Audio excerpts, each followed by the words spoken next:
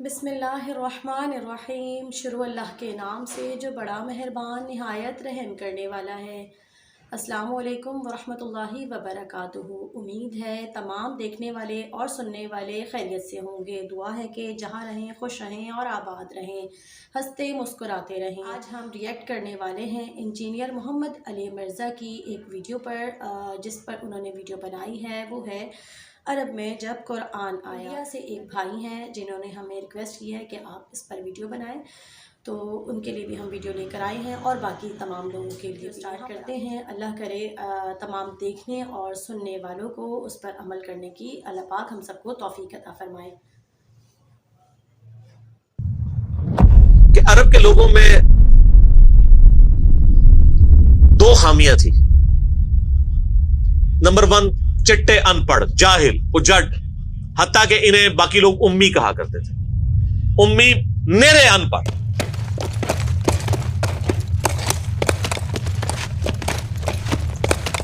دوسری خامی تھی کہ یہ لوگ آپس میں لڑتے رہتے تھے،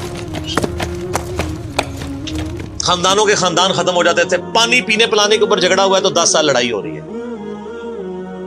یہ دو خامیاں تھیں۔ نمبر 1، چٹے ان پڑھ، نمبر 2، لڑاکو لیکن آپس میں۔ لیکن دو خوبیاں بھی تھیں۔ ایک خوبی یہ تھی کہ یہ ٹف ماحول کے عادی تھے، ریگستان کے رہنے والے، گرمیوں میں یعنی اتنے مشکل سفر کرنے والے، اونٹ کے اوپر مہینوں کے سفر، تھوڑا سا ساز و سامان کے ساتھ۔ اور دوسری خوبی یہ تھی کہ یہ جب کسی کو زبان دے دیتے تھے نا، پھر گردن ہی کٹتی تھی، پیچھے نہیں ہٹتے تھے، چاہے کسی دشمن کو بھی زبان دی ہے۔ اللہ نے ان کی یہ دو خوبیاں یوٹیلائز کر لی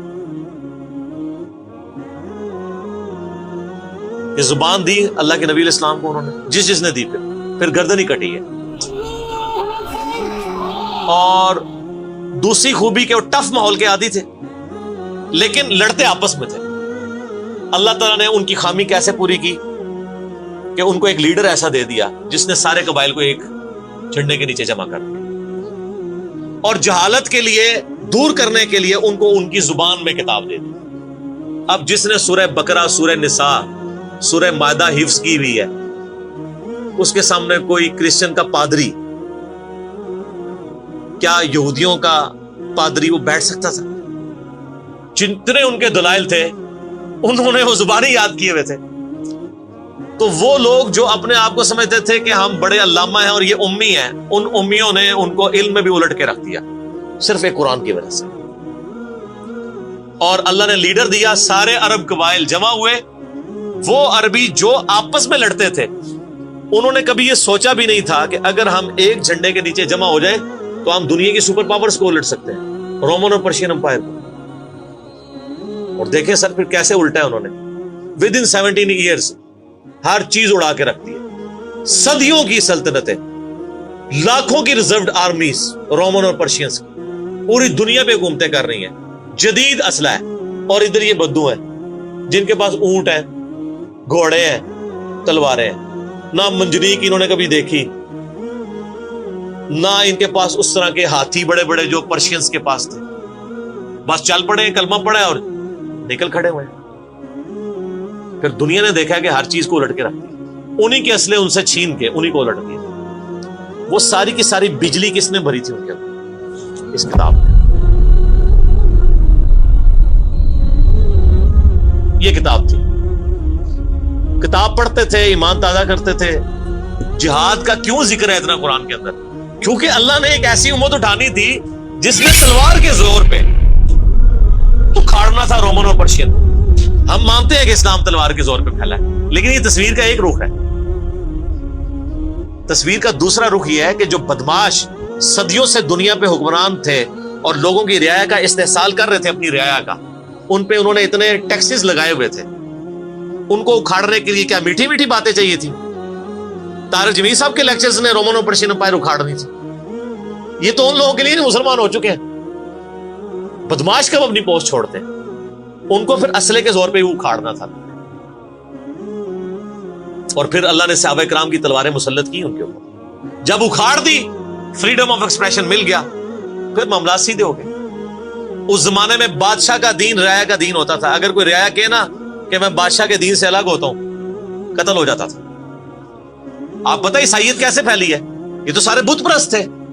کانسٹنٹائن II جس کے نام پہ قسطنطنیہ شہر تھا جو بعد میں مسلمانوں نے فتح کیا، سلطان محمد فاتح نے، ٹرکی والوں نے اس پہ ایک فلم بھی بنائی ہے، اردو ڈبنگ کے ساتھ ہے. ایک ہی نشست میں آپ دیکھ سکتے ہیں 2.5-3 گھنٹے کی. جو فلمیں دیکھتے ہیں ان کے لیے، مولویوں کے لیے نہیں. تو اس نے وہ قسطنطنیہ فتح کیا، پھر اس کا نام استنبول رکھ دیا. وہ کانسٹنٹائن II جو تھا وہ کرسچن ہو گیا تھا. چونکہ وہ کرسچن ہوا تو پوری رعایا 3 براعظموں میں پھیلی ہوئی وہ کرسچن ہو گئی. ایسے کرسچینٹی پھیلی ہے. تو رعایا کو وہی دین رکھنا ہوتا تھا جو حکمران کا. پہلے حکمران بت پرست تھا، عیسائیوں پہ ظلم ہوتے تھے. بعد میں جب حکمران ہی مسلمان ہو گیا، اس زمانے ظاہر عیسائیت اسلام کا ہی نام تھا، تو سارے پیچھے اس امام کے. یہ بڑا خطرناک معاملہ تھا. دوسری طرف پرشین جو ہیں وہ آتش پرست تھے، ان کے نیچے آتش پرستی کا دین چل رہا تھا. تو یہ پھر ضرورت تھی کہ فریڈم آف ایکسپریشن دیا جاتا. اسلام نے تلوار کے زور پہ ان کو اکھاڑا، ان کی بدماشیاں ختم کی، اور ایسی ختم ہوئی کہ بخاری مسلم کی حدیث ہے، نبی علیہ السلام نے فرمایا ان قریب کیسر ختم ہو جائے گا، پھر قیامت تک کوئی کیسر نہیں ہوگا. ہائے ہائے ہائے سر، یہ پروفیسیز اللہ کی تائید کے ساتھ ہی کوئی دے سکتا ہے. ان قریب کسرا ختم ہو جائے گا، قیامت تک کوئی کسرا نہیں ہوگا. دیکھ لیں 1500 سال ہو گئے ہیں، نہ رومن امپائر دوبارہ بنی، نہ پرشین امپائر دوبارہ بنی. حتیٰ کہ اب تو وہ کنسپٹ ہی ختم ہو گیا، ملکوں والا کنسپٹ آ گیا. اور اس زمانے میں یہ بات کرنا ایک ایسے شخص کا جس کے اوپر ایمان لانے والے گنتی کے لوگ ہوں، بہت بڑی بات. اور اللہ نے پھر اکھڑوایا. اور آج فریڈم آف ایکسپریشن ایسا ہے کہ آج تلاوت ہو رہی ہوتی ہے تو ٹرمپ بھی بیٹھ کے سن رہا ہوتا ہے. کیوں؟ حالانکہ وہ کرسچن ہے. فریڈم آف ایکسپریشن آ گیا. آپ جائیں امریکہ میں، آپ کسی مارکیٹ میں مسلح ڈال کے نماز پڑھیں، کوئی آپ کو منع نہیں کرے گا. الٹا آپ کے ساتھ سیلفیاں بنا رہے ہوں گے کہ یہ کیا ہو رہا ہے. تو پہلے کوئی سوچ سکتا تھا کہ فرعون کے سامنے کوئی نماز پڑھتا؟ جادوگروں نے ذرا سی بات کی، ایمان لے کے آئے تو میں تمہیں سولی دے دوں. تو یہ اسلام اس دور جدید کا خالق ہے. اور یہ دور جدید کو تخلیق جو اسلام نے دی ہے وہ قرآن کے ذریعے کی. ایک علامہ وحید الدین خان صاحب ہیں انڈیا کے، 90+ ان کی ایج ہے. انہوں نے کتاب لکھی ہے اسلام دور جدید کا خالق. اسی ٹاپک کو ایڈریس کی، کمال کی کتاب ہے وہ، اور پڑھنے سے تعلق رکھتی ہے. آپ گوگل سے اس کا PDF بھی ڈاؤن لوڈ کر سکتے ہیں، چھوٹی سی کتاب ہے. تو انگلش میں بھی ایک کتاب لکھی ہے گاڈ ارائزز، خدا ابھرتا ہے. خدا پھر جو ابھرا ہے نا جی قرآن کے ذریعے. خدا کو تو خیر مخلوق کی ضرورت نہیں ہے، لیکن مخلوقات نے جو تماشا بنایا ہوا تھا نا، اس تماشے کو ہمیشہ کے لیے اللہ تعالیٰ نے اپنے پیغمبر امام اعظم سیدنا و مولانا محمد رسول اللہ صلی اللہ علیہ وآلہ وسلم کے ذریعے شرک کا خاتمہ کر کے قیامت تک کے لیے جو دین اسٹیبلش کیا اس کتاب کے ذریعے. اب یہ کتاب قیامت تک نبی علیہ السلام کا معجزہ ہے. یہ کتاب ہے سر جس نے دنیا پلٹ دی.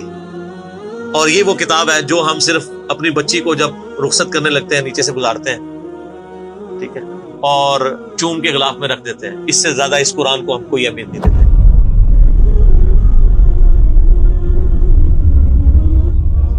حالانکہ یہ قرآن اس لیے نازل ہی نہیں ہوا، یہ تو ہماری کتاب زندگی ہے. لیکن ماشاءاللہ ایسی سازش اسلام کے خلاف کی ہے، کافروں نے نہیں، مسلمانوں نے پوری نیک نیتی کے ساتھ جنازہ نکالا دین کا، اور ایک سلوگن دے دیا قرآن نہیں ڈھٹ پڑھنا گمراہ ہو جاؤ گے. قرآن میں بڑی بڑی مشکل چیزیں ہیں، اس کو ہاتھ نہیں لگانا. یہ یہودی بات کرتے تو ہم کہتے ہیں یہ اللہ کے دشمن ہے. مسلمان کہہ رہے ہیں، ہم کہہ رہے ہیں بالکل صحیح کہہ رہے ہیں. وہ میرا کلپ آیا نا پچھلے، لیکن اور ایک مولوی نے کہا ہے تو وہ اسلام 360 کے اوپر جو اس نے حملہ کیا ہے، تو میرا کلپ بھی اس پہ ریکارڈ ہوا ہے. تو پہلے تو لوگ کہتے تھے یہ ابھی باتیں کرتا ہے، اب تو ویڈیو میں لوگ ریکارڈ کرا رہے ہیں کہ جی قرآن ڈائریکٹ نہیں پڑھنا آپ گمراہ ہو جائیں گے. اچھا آج تک آپ نے کبھی نہیں سنا یہ کہ فلاں مولوی کی کتاب ڈائریکٹ نہیں پڑھنی آپ گمراہ ہو جائیں گے. یعنی مولوی کڈا سیاڑا ہے کہ اس کو طریقہ پتا ہے کہ میں نے بات کیسے سمجھانی ہے، اور اس کو ایسی کتاب لکھنی بھی آتی ہے جو گمراہ نہ کرے. اور اللہ کو ایسی کتاب نہیں دینی آئی کہ جو گمراہ ہونے سے بچا لے. قرآن میں کہاں ہے کہ یہ گمراہ کرتا ہے؟ وہ تو اللہ نے ٹانٹ کیا کہ جو قرآن پہ ایمان نہیں لاتے وہ گمراہ ہوتے ہیں، جو ایمان لے ہیں اور بات مان لیں وہ کیسے گمراہ ہوں گے؟ یہ تو تعریف کی ہے انہوں نے. تو اس کتاب نے جناب دنیا کی کایا کلب کی ہے، اور اس کا ٹیسٹ آپ تبھی فیل کر سکتے ہیں جب آپ عربی جانتے ہو تھوڑی بہت, یا پھر اگر آپ نے اردو میں ٹیسٹ لینا ہے تو آپ مولانا مودودی رحمہ اللہ کا ترجمہ پڑھیں, وہ اسی سوز و گداز کو ٹرانسلیٹ کرتا ہے اردو کے اندر. میں نے ابھی تک کسی اور بندے کے ترجمے کو نہیں دیکھا کہ جو ترجمے تو بڑے لوگوں نے کیا, مذہب بریلوی صاحب نے, شری تھانوی صاحب نے, ان دونوں کے ترجمے تو ویسے ہی وقت کے ساتھ ختم ہو گئے اس لحاظ سے کہ اس میں تو کئی الفاظ جو ہیں وہ پرانی اردو کے ہیں. ہمارے نئے بچوں کو تو سمجھ نہیں آتی یہ لکھا کیا ہوا ہے. ہم نے کئی سنگتیں ہلاک کر دی. سنگتیں پتہ کسے کہتے ہیں؟ نہیں پتا. کئی امتیں, انہوں نے امت کا ترجمہ سنگت کیا, اس زمانے میں وہ چلتا تھا. ٹھیک ہے, آج کل اگر آپ اعلیٰ حضرت کا یہ ترجمہ رکھے تو لوگوں کو نہیں سمجھ آئے. لیکن مودودی صاحب نے چونکہ لیٹسٹ اردو میں ترجمہ کیا اور پھر وہ سوز و گداز ٹرانسفر کیا.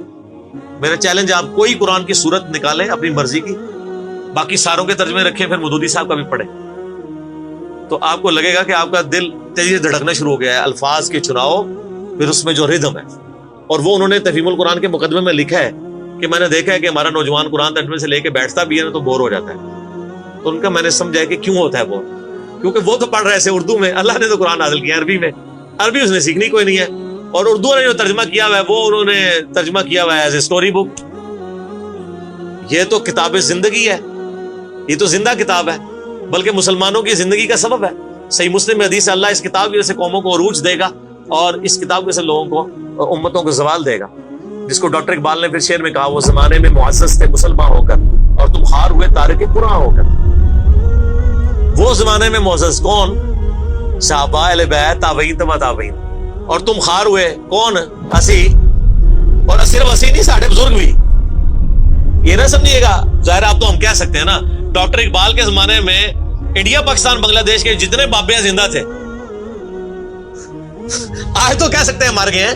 ڈاکٹر اقبال جب یہ شعر کہہ رہا تھا تم خار ہوئے تارک قرآن ہو کر, تو وہ خار احمد بریلوی صاحب, اشرف تھانوی صاحب, یہ سارے لوگ زندہ تھے اس وقت, تو انہی کو ہی کہہ رہے تھے نا. حتیٰ کہ قرآن کے ترجمے کو بھی گناہ سمجھا گیا. یہ تو بہت بعد میں ترجمہ ہوا ہے, پہلا ترجمہ شاہ ولی اللہ دہلوی نے کیا. پہلے تو لوگ کہتے ہیں قرآن کا ترجمہ کرنے کی ضرورت نہیں ہے, اور یہاں لوگ کہتے ہیں بزرگوں کی بڑی خدمات ہیں.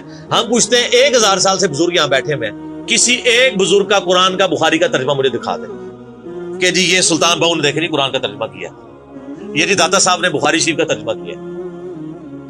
کیا انڈیا پاکستان بنگلہ دیش کے لوگوں کی زبان عربی تھی؟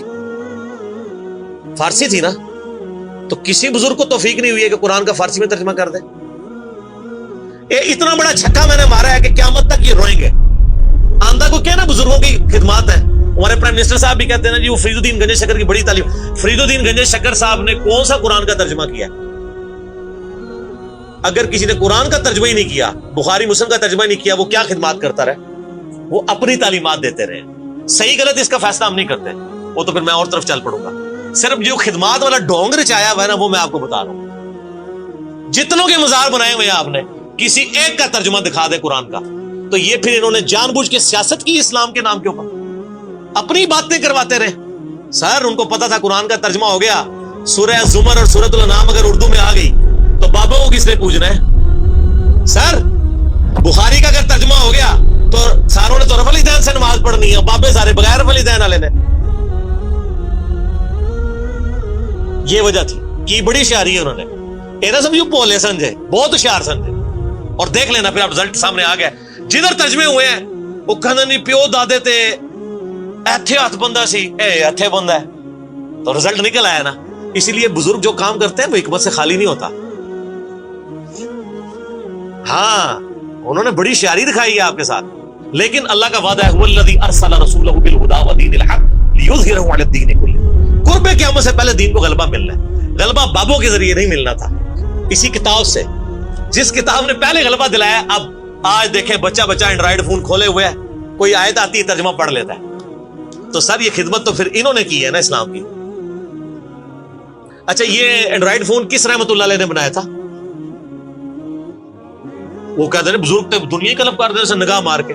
وہ بزرگوں نو لے آؤ تے ٹھیپا موبائل نیچے چلا سکتے. آپ مجھے بتائیں میں کسی بزرگ کو قبر سے نکالوں اور اس کو یہ موبائل چلا لے گا؟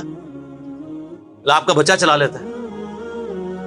اور کسی کا اگر اتنا ایمان ہے نا بزرگوں کے اوپر, تو آج والے بزرگوں پہ بھی ہے. تو میں نے ان کو بڑی دفعہ مشورہ دیا ہے کہ بزرگ جو جناب دنیا چلا رہے ہیں, تو میں ان کو کہتا ہوں آپ کو بزرگوں کے ساتھ جہاز پہ بٹھاتے ہیں, جب 10 کلومیٹر ہائٹ پہ پہنچ جاتا ہے یہ بوئنگ جہاز, जब पहुंचे तो हम पायलट को कहे तू तो भाई बिस्मिल्लाह पढ़ के ते पैराशूट नाल खुद जा, हुण बुजुर्ग चलाण ते जहाज लैंड कराण, वो कित्थे लैंड होएगा जहाज?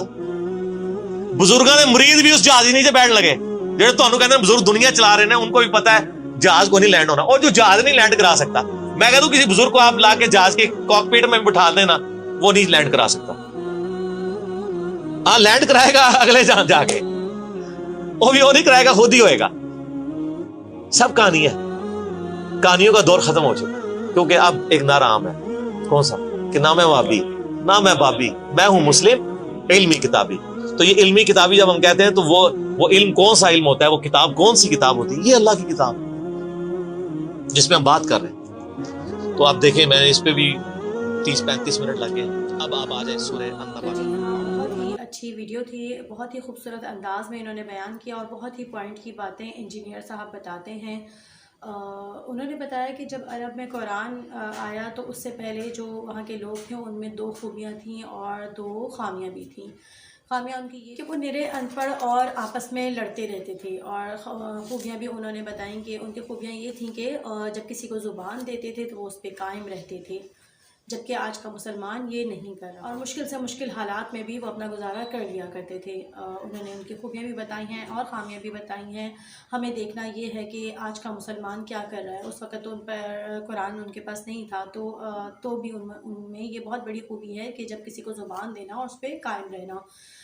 तो जब अल्लाह ताला ने उनकी इस खूबी को पसंद करते हुए अल्लाह पाक ने उन्हें लीडर अता फरमाया, जैसे कि लीडर आप सल्लल्लाहु अलैहि वसल्लम को कहा गया है इंजीनियर साहब ने कि उनको लीडर अता फरमाया, ताकि जब वो किसी का, यानी कि उनकी जो ये खूबी है कि भाई किसी को ज़ुबान देते हैं तो उस पर कायम रहते हैं, तो जब आप सल्लल्लाहु अलैहि वसल्लम को जो ज़ुबान देंगे तो उस पर कायम रहेंगे।